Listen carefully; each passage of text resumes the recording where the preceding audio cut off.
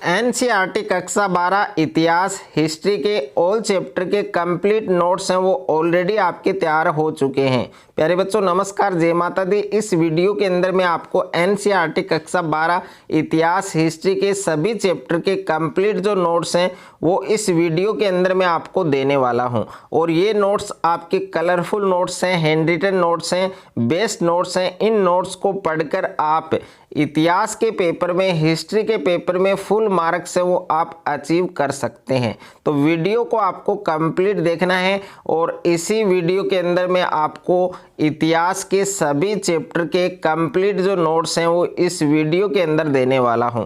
तो सभी नोट्स आप देख सकते हैं और सभी चैप्टर के नोट्स आप पढ़ सकते हैं, इनको आप तैयार कर सकते हैं। अगर आपने ये नोट्स पढ़ लिए तो इसके अलावा आपको बुक है वो नहीं पढ़नी पड़ेगी। और इन नोट्स की जो पीडीएफ है वो आपको कैसे मिलेगी, कहाँ मिलेगी, किस प्रकार से आप इसका पीडीएफ है वो डाउनलोड कर सकते हैं, तो पूरा प्रोसेस है वो आपको इस वीडियो के अंदर मिलने वाला है। तो वीडियो को आपको पूरा देखना है। तो सबसे पहले आप देख सकते हैं अध्याय फर्स्ट है आपके ईंटें, मनके तथा अस्थियां। ये आपके चैप्टर नंबर फर्स्ट है, ईंटें, मनके तथा अस्थियां। तो इस चैप्टर के नोट्स आप देख सकते हैं। सबसे पहले हड़प्पा सभ्यता के बारे में बताया गया है और उसके बाद में देखिए नोट्स के अंदर हमने क्या क्या इंक्लूड किया है। तो नोट्स के अंदर हमने पूरा थ्योरी इंक्लूड किया है। उसके बाद में जितने भी इम्पोर्टेंट क्वेश्चंस हैं जो आपके बोर्ड एग्जाम के लिए वेरी इंपॉर्टेंट हैं, उन क्वेश्चंस को हमने इंक्लूड किया है और जो इम्पोर्टेंट फैक्ट है उनको हमने इंक्लूड किया है। तो यहाँ पर आप देख सकते हैं नोट लिखा हुआ है। तो नोट के अंदर आपके काफ़ी इम्पोर्टेंट यहाँ पर लाइन्स है वो इंक्लूड की गई है कि इस सभ्यता को सिंधु घाटी सभ्यता या इसे हड़प्पा सभ्यता भी कहा जाता है 1921 में अस्तित्व में आई। तो इस प्रकार से इन इम्पोर्टेंट लाइंस को भी आपको पढ़ना है। उसके बाद में हड़प्पा सभ्यता की खोज कैसे हुई, तो इसकी खोज के बारे में भी आप पढ़ सकते हैं। उसके बाद में हड़प्पा सभ्यता की खोज, तो हड़प्पा सभ्यता का जो कार्य जो कालक्रम है वो क्या था, और उसके बाद में यहाँ पर दे रखा है कि हड़प्पा सभ्यता है उसका नामकरण कैसे हुआ। और उसके बाद में फिर से यहाँ पर नोट दे रखा है कि हड़प्पा सभ्यता रावी नदी के तट पर स्थित है। तो ये क्वेश्चन आपसे एग्जाम में पूछ सकता है कि जो हड़प्पा सभ्यता है वो कौन सी नदी के तट पर स्थित है। और हड़प्पा सभ्यता में निर्वाह के तरीके कौन कौन से हैं, तो 4 तरीके। एक तो कृषि उत्पादन है, दूसरा पशुपालन है, तीसरा व्यापार है, चौथा शिकार है आपकी। तो सबसे पहले कृषि के बारे में दिया गया है और सेकंड है आपके पशुपालन, ओके। और उसके बाद में 3 नंबर व्यापार दे रखा है, 4 नंबर आपके शिकार दे रखा है। उसके बाद में हड़प्पा सभ्यता में जो कृषि प्रौद्योगिकी है उसके बारे में दे रखा है, एक जो एग्रीकल्चर टेक्नोलॉजी है उसके बारे में बताया गया है। और हड़प्पा सभ्यता का क्षेत्रीय विस्तार आप पढ़ सकते हैं। और यहाँ पर देखिए नोट दिया गया है कि हड़प्पा सभ्यता का विस्तार त्रिकोण आकार में था, ओके। तो ये पूछ सकता है आपसे। और उसके बाद में मोहनजोदड़ो के बारे में बताया गया है। हड़प्पा संस्कृति के 2 महत्वपूर्ण केंद्र कौन कौन से थे, एक तो आपके हड़प्पा, दूसरा आपका मोहनजोदड़ो। और हड़प्पा सभ्यता में सर्वप्रथम, यहाँ पर नोट दिया गया है बहुत ही महत्वपूर्ण है कि हड़प्पा सभ्यता में सर्वप्रथम बस्तियों या शहरों का विकास भी मोहनजोदड़ो में सर्वप्रथम हुआ था, ओके। और उसके बाद में पूरा स्थल के बारे में दिया गया है। और हड़प्पा सभ्यता की जो बस्ती है इसमें दुर्ग बस्ती और निचला शहर, इन दोनों के बारे में दिया गया है। तो सबसे पहले दुर्ग के बारे में आप पढ़ सकते हैं। और इसमें एक तो माल गोदाम है और एक विशाल स्नानघर, तो इनको आप जरूर तैयार करना। और उसके बाद में निचला शहर दे रखा है, जल निकासी व्यवस्था दे रखी है, गृह स्थापत्य कला दे रखी है। और यहाँ पर इम्पोर्टेंट लाइन दी गई है जिसको नोट के रूप में इंक्लूड किया गया है कि मोहनजोदड़ो में कुओं की जो संख्या है वो कितनी थी, 700, ओके। मल्टीपल चॉइस क्वेश्चन में पूछ सकता है। और हड़प्पाई समाज में भिन्नता का अवलोकन ये पढ़ सकते हैं। और समाधान का अध्ययन दे रखा है, विलासिता की वस्तुओं की खोज दे रखी है। उसके बाद में शिल्प उत्पादन, तो शिल्प उत्पादन के बारे में, शिल्प कार्य के बारे में, और जो मनके हैं उनका निर्माण किस प्रकार से हुआ ये आप पढ़ सकते हैं। इतिहासकारों द्वारा उत्पादन केंद्र की पहचान और पुरातत्वविद सामान्यतः ये आपको पढ़ना है। शिल्प उत्पादन में कच्चे माल की प्राप्ति कैसे होती है, कच्चा माल क्या होता है, और उपमहाद्वीप तथा उसके आगे आने वाला माल, इसके बारे में बड़े सुदूर क्षेत्रों में, सुदूर जो क्षेत्र हैं उनसे संपर्क किस प्रकार से हुआ।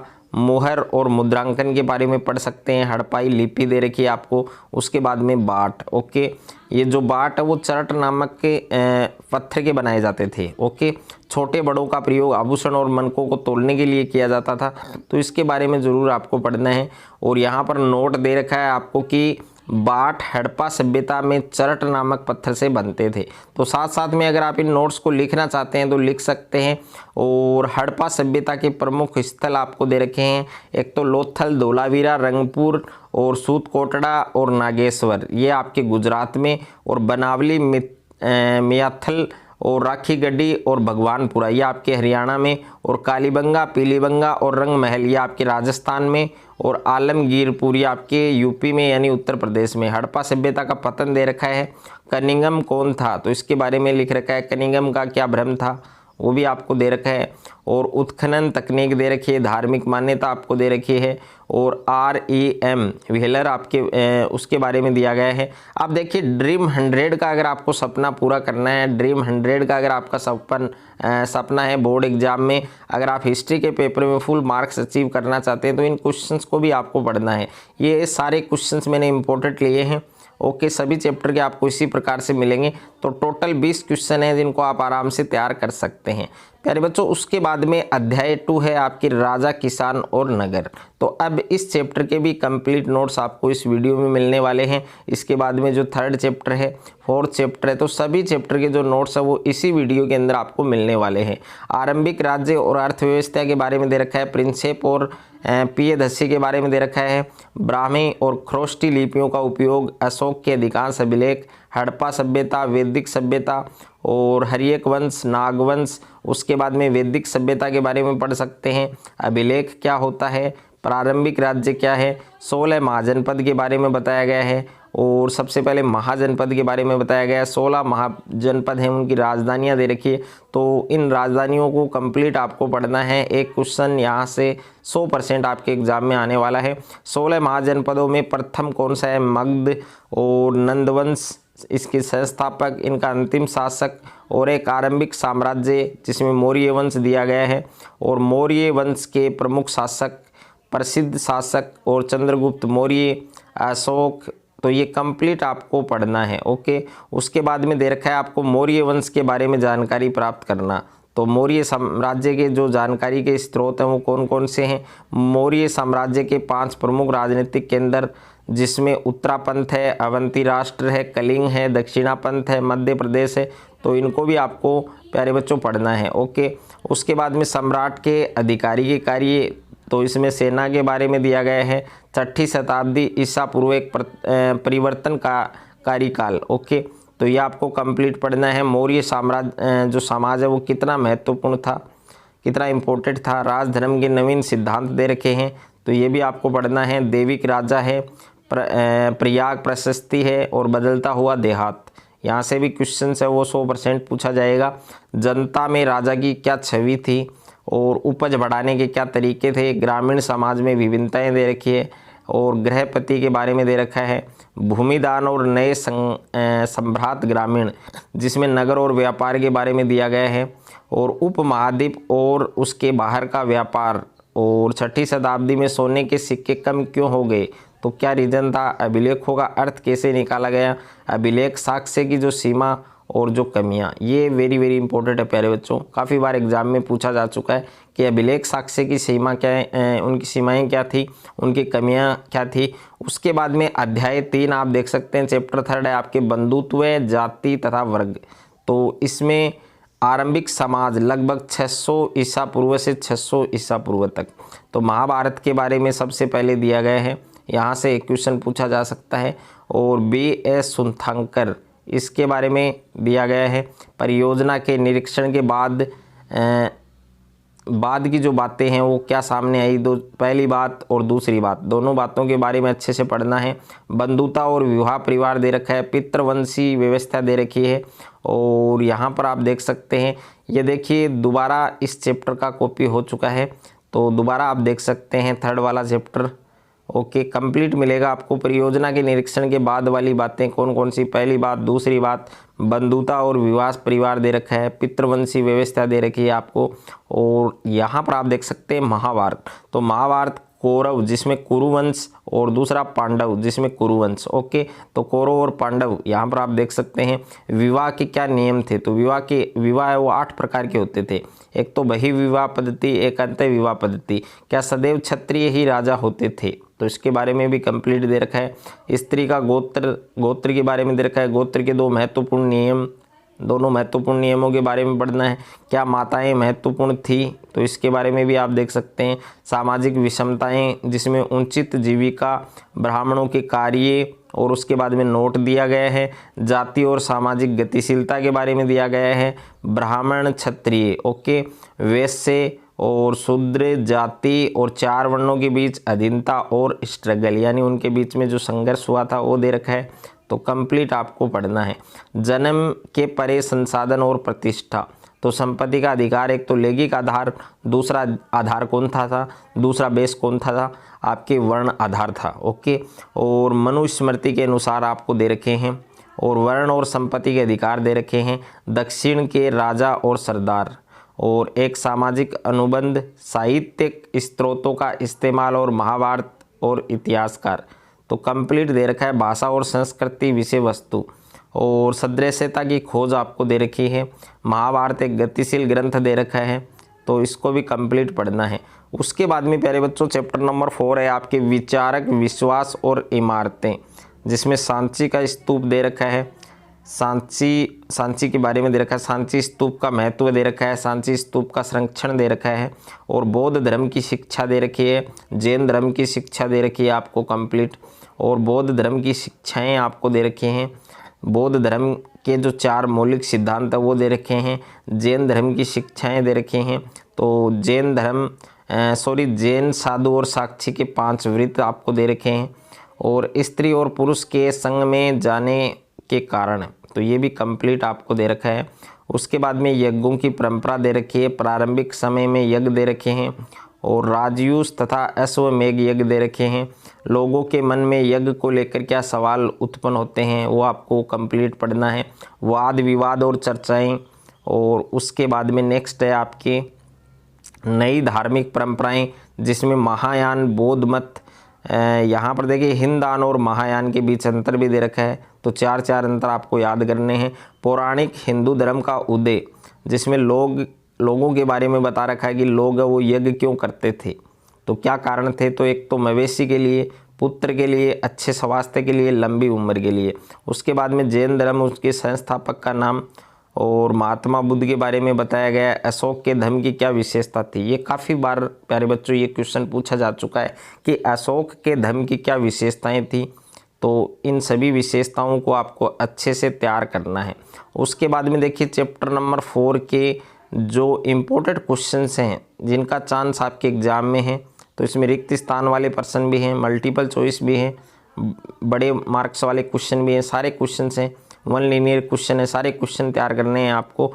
भारतीय इतिहास के विषय भाग 2, देखिए फर्स्ट जो बुक है उसके अंदर 4 चैप्टर थे, वो 4 चैप्टर हमने पढ़ लिए हैं। अब बुक सेकंड के अंदर जो 5वां चैप्टर है आपके यात्रियों के नज़रिए, तो इस चैप्टर के कंप्लीट नोट्स आप देख सकते हैं कि लोग वो यात्राएं क्यों करते थे। तो कार्य की तलाश में, प्रकृति आपदाओं से बचाव के लिए, व्यापार के लिए, सैनिक, पुरोहित और तीर्थंकरों के लिए, और साहस की भावना को प्रेरित करने के लिए। तो भारत में आने वाले यात्री कौन थे, तो 3 के बारे में बता रखा है। अल बिरूनी, तो अल बिरूनी के बारे में पढ़ सकते हैं। अल बिरूनी भारत कैसे आया, तो इसके बारे में पूरा दे रखा है किताब उल हिंद। और अल बिरूनी की जाति व्यवस्था वितरण के बारे में दे रखा है। और उसके बाद में इब्न बतूता एक जिद्दी यात्री था ये, तो इसके बारे में दे रखा है। इब्न बतूता के बारे में भी काफ़ी सारे सवाल उत्पन्न होते हैं, काफ़ी सारे सवाल आपके एग्जाम में पूछे जाते हैं। तो इब्न बतूता भारत कैसे आया, इब्न बतूता द्वारा शहरों का वर्णन है वो किस प्रकार से किया गया, इब्न बतूता द्वारा संचार प्रणाली का वर्णन दे रखा है, अश्व डाक व्यवस्था दे रखी है, पैदल डाक व्यवस्था दे रखी है, और इब्न बतूता द्वारा दासों का वर्णन, तो इन दासों का वर्णन, और फ्रांसवा बर्नियर पूर्व और पश्चिम की तुलना दे रखी है। और उसके बाद में फ्रांसवा बर्नियर का भूमि स्वामित्व पर प्रश्न, एक प्रश्न जरूर बनता है। और उसके बाद में है बर्नियर का सभी सती प्रथा मार्मिक वितरण, तो ये भी आपको कंप्लीट पढ़ना है बच्चों। उसके बाद में चैप्टर नंबर 6 है आपके, अध्याय 6 है भक्ति सूफी परंपराएं।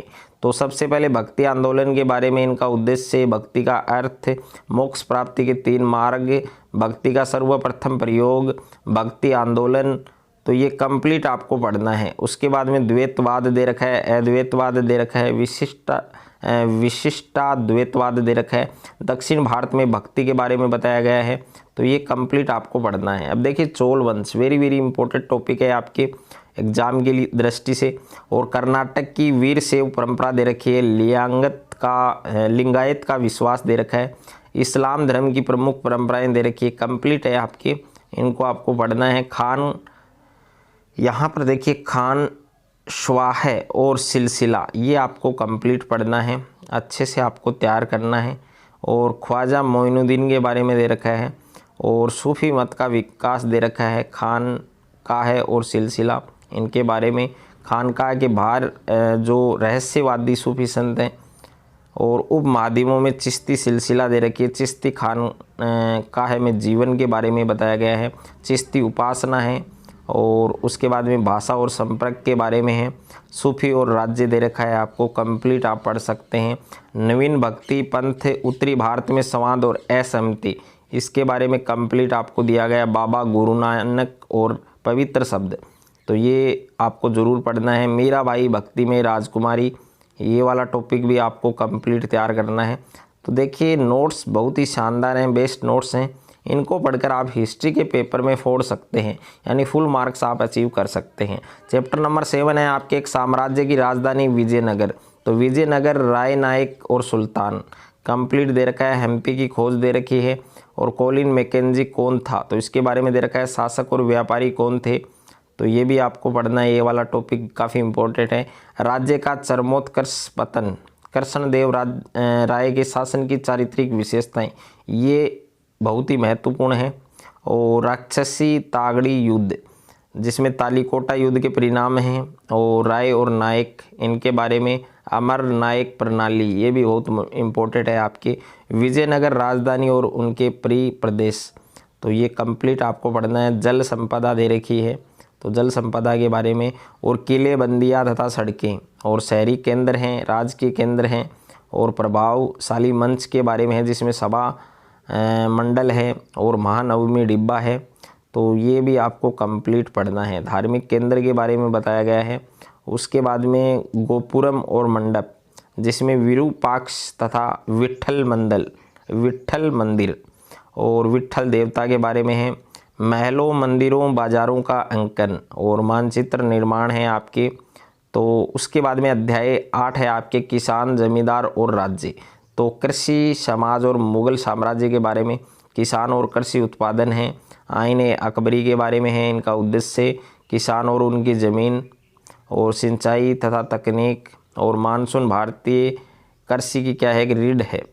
और तंबाकू का प्रसार और ग्रामीण समुदाय जजमानी के बारे में है। और मलाह जादाओं का क्या अर्थ था, इनका शाब्दिक अर्थ था नाविकों के पुत्र। और एक छोटा गणराज्य, और जिसमें मुकदम या मंडल और जिन्स ए काबिल। उसके बाद में ग्रामीण दस्तकार के बारे में है। और खेती और किसान के बारे में। कृषि समाज में महिलाओं की क्या भागीदारी थी। और जंगल और कबीले, जंगलों में घुसपैठ और ज़मींदार, इनके बारे में ज़रूर पढ़ना है। ज़मींदार की जो शक्ति हैं, उनके क्या स्रोत थे, ज़मींदारों से किसानों के क्या संबंध थे, क्या रिलेशन थे, ज़मींदारों का क्या योगदान था। और मुग़ल काल में राजस्व वसूल करने की क्या प्रणालियाँ थी, तो 4 थी। एक तो कणकुत प्रणाली, बटाई प्रणाली, खेत बटाई प्रणाली, लाग बटाई प्रणाली। अब अमीन क्या है, तो अमीन के बारे में है। मनसबदारी व्यवस्था क्या है। और उसके बाद में अध्याय 9 है आपके, उपनिवेशवाद और देहात, तो उपनिवेशवाद के बारे में। और बंगाल और वहाँ के जमींदार के बारे में है, तो कंप्लीट आपको पढ़ना है। और राजस्व अदा करने वालों में क्या समस्याएं थी, तो ये आपको कंप्लीट पढ़ना है। चार्ल्स कॉर्नवालिस, इसके बारे में कंप्लीट आपको पढ़ना है। तो प्यारे बच्चों हिस्ट्री इतिहास के ये पूरे नोट्स आपको पढ़ने हैं। सारे चैप्टर के जो नोट्स हैं वो आपको इस वीडियो के अंदर मिलेंगे, सभी चैप्टर के मिलेंगे और अच्छे से आपको तैयार करना है। अगर फिर भी कोई डाउट है आपको तो आप कमेंट करके बता सकते हैं, या अदर किसी भी सब्जेक्ट के नोट्स अगर आपको लेने हैं तो आप कमेंट करके बता सकते हैं। और इन नोट्स को आप या तो साथ साथ में अपनी नोटबुक में लिख सकते हैं या आप इन नोट्स को परचेज कर सकते हैं। अगर आपको नोट्स को परचेज करना है तो पूरा प्रोसेस आपको डिस्क्रिप्शन में दिया गया है, तो वहां जाकर आप नोट्स है वो बाई कर सकते हैं, परचेज कर सकते हैं। अध्याय 10 है आपकी विद्रोही और राज। तो मेरठ में विद्रोह दे रखा है, हलचल की शुरुआत, सिपाहियों द्वारा कब्जा, यह आपको कंप्लीट पढ़ना है। सिपाहियों की मांग दे रखी है और शस्त्रागार दे रखा है। 1857 की क्रांति के जो सैनिक कारण है वो दे रखे हैं। संचार के माध्यम दे रखे हैं। सैन्य विद्रोह है वो कैसे हुआ इसके बारे में पूरा दे रखा है। 1857 की क्रांति के समय नेता और अनुयायी, और 1817 क्रांति के राजनीतिक कारण, यह आपको कंप्लीट दे रखा है। सामाजिक कारण दे रखा है और अवध में विद्रोह दे रखा है। तो ये पूरे नोट्स हैं प्यारे बच्चों, ये सारे नोट्स आपको कंप्लीट तैयार करने हैं और एक भी टॉपिक आपको मिस नहीं करना है। ओके, बहुत ही शानदार नोट्स हैं, कलरफुल नोट्स हैं, बेस्ट नोट्स हैं। इन नोट्स को पढ़कर आप एग्ज़ाम के अंदर फोड़ सकते हैं। हिस्ट्री के पेपर में फुल मार्क्स लाने की गारंटी है अगर आपने इन नोट्स को पढ़ लिया तो। और उसके बाद में प्यारे बच्चों हड़प का सिद्धांत दे रखा है, विद्रोहियों में एकता दे रखी है और फिरंगी के बारे में दे रखा है। तो पूरे नोट्स आप तैयार कर सकते हैं। अध्याय 11 है महात्मा गांधी और राष्ट्रीय आंदोलन, राष्ट्रवाद के बारे में है और स्वयं की उद्घोषणा करता हुआ एक नेता मोहनचंद करमचंद गांधी के बारे में बताया गया है। किसान और महात्मा गांधी के बारे में बताया गया है। स्वदेशी आंदोलन, उदारवादी नेता गोपाल कृष्ण गोखले, तो ये गांधी जी के क्या विचार थे, महात्मा गांधी के बारे में कंप्लीट है। और पहला गोलमेज सम्मेलन, ओके, बहुत ही महत्वपूर्ण है, काफ़ी बार एग्जाम में यहाँ से क्वेश्चन है वो पूछा जा चुका है। रोलेट एक्ट मार्च 1919 काफ़ी इंपॉर्टेंट है। जलियांवाला बाग हत्याकांड, खिलाफत आंदोलन, यहाँ से भी एक क्वेश्चन पूछा जाता है। असहयोग आंदोलन, ये भी काफ़ी इंपॉर्टेंट है। साइमन कमीशन का विरोध, साइमन कमीशन का भारत में विद्रोह, लाहौर सविनय अवज्ञा आंदोलन, कंप्लीट दे रखा है प्यारे बच्चों। ये नोट्स पढ़कर आप हिस्ट्री के पेपर में फोड़ सकते हैं, हिस्ट्री के पेपर में अच्छा स्कोर कर सकते हैं।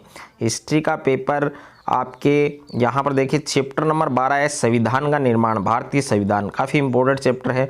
यहाँ से हर एक टॉपिक आपके इंपॉर्टेंट है। उथल पुथल का दौर, ये बहुत ही महत्वपूर्ण है। संविधान की मांग दे रखी है, संविधान सभा का गठन दे रखा है और यहाँ पर है संविधान सभा में क्या चर्चाएं हुई, संविधान सभा के मुख्य नेता, मुख्य आवाज़ें क्या थी और महत्वपूर्ण तथ्य दे रखे हैं, तो इन तथ्यों को भी आपको पढ़ना है।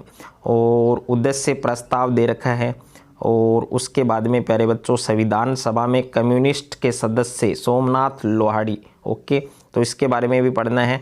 पृथक निर्वाचन की क्या समस्याएं थी वो आपको पढ़नी है। आदिवासी और उनके क्या अधिकार थे, हमारे देश के दलित वर्गों के संविधान में प्रावधान, राज्य की जो शक्तियां हैं, समवर्ती सूची, राज्य सूची, केंद्रीय सूची, इनके बारे में पढ़ना है।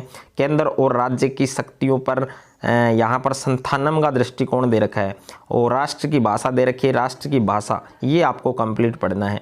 तो प्यारे बच्चों इसी के साथ हिस्ट्री कक्षा 12 एनसीईआरटी के कंप्लीट ऑल चैप्टर के जो कंप्लीट नोट्स हैं वो इस वीडियो के अंदर मैंने आपको दिए हैं। अगर आपको ये नोट्स अच्छे लगे, अगर आपको ये वीडियो अच्छा लगे तो वीडियो को आप ज़्यादा से ज़्यादा शेयर करें, ज़्यादा से ज़्यादा वीडियो को लाइक करें और चैनल पर आप नए हैं तो चैनल को आप सब्सक्राइब कर लीजिए और साथ में नोटिफिकेशन बेल को प्रेस कर लीजिए। अदर किसी भी सब्जेक्ट के अगर आपको नोट्स चाहिए तो आप कॉमेंट करके ज़रूर बताएँ।